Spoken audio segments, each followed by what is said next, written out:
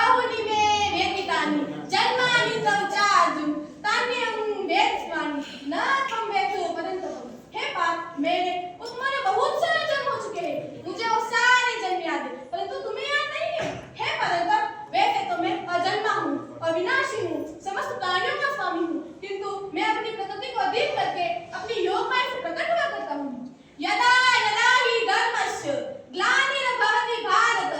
अभ्युत्थानमधर्मस्य तदात्मानं सृजाम्यहम् परित्राणाय साधूनां विनाशाय च दुष्कृतां धर्म संस्थापनार्थाय संभवामि युगे युगे। हाँ बात मैं आता हूँ मैं प्रकट होता हूँ जब जब धर्म की हानि होती है तब तब मैं आता हूँ जब जब अधर्म बढ़ता है तब तब मैं आता हूँ मैं सज्जन पुरुषों की रक्षा के लिए आता हूँ मैं दुष्टों का विनाश करने के लिए आता हूँ और मैं धर्म की स्थापना के लिए आता हूँ मैं युग युग में प्रकट हुआ करता हूँ।